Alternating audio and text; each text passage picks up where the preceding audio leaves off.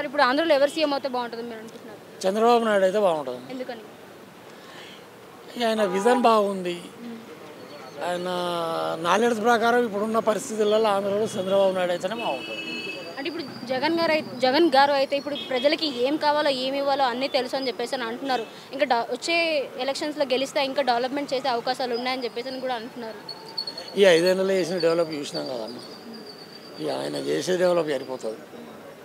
ఆయన ఏమైనా అవసరమైతే 20 సంవత్సరాల తర్వాత మళ్ళీ రావచ్చు. అప్పటి వరకు అయితే వద్దు. అప్పటి కూడా దోసుకోవడానికి తప్ప ఎందుకు లేదు. మరి ఇప్పుడు చంద్రబాబు గారు, పవన్ కళ్యాణ్ గారు ఇంకా బీజేపీ మూడు పార్టీలు పొత్తుగా కలిసి వస్తున్నాయి కదండి. ఇప్పుడు మరి పవన్ కళ్యాణ్ గారికి గెలిస్తే ఆయన చంద్రబాబు గారు మనుషులు ఓడించే అవకాశాలు ఉన్నాయని చెప్పేసి అని అంటున్నారు కదా. అట్లెందుకు ఉంటుందమ్మా. అందరు కలిసికట్టుగా చేద్దామని వచ్చిన చంద్రబాబు మీద నమ్మకంతోనే వీళ్ళందరూ కలిసి కూటమి ఏర్పడ్డది.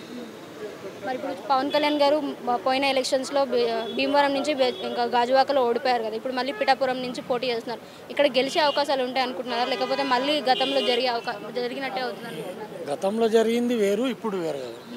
గతంలో జరిగింది ఆయనకున్న అప్పటి పరిస్థితుల ప్రకారం ఆయన ఓడగొట్టాల్సి వచ్చింది. జగన్ నమ్మిండ్రు అప్పుడు ఆంధ్ర ప్రజలు. ఇప్పుడు జగన్ నమ్మే పరిస్థితి లేదు. ఇప్పుడు చంద్రబాబు గారు వస్తే ఏ విధంగా అభివృద్ధి చెందుతుందని మీరు అనుకుంటున్నారు? ఇప్పుడు ఈ ఎలక్షన్స్లో గెలిస్తే కానీ ఇవాళ ఆంధ్రప్రదేశ్ ఉన్న పరిస్థితుల్లో చంద్రబాబే నాయకుడు. ఎందుకంటే అప్పుడు హైదరాబాద్ డెవలప్ చేసిండు కదా. ఆ పరిస్థితులు ఇవాళ ఆంధ్ర డెవలప్ కావాలంటే చంద్రబాబు వస్తేనే ఒక విజన్ ఉంటుంది.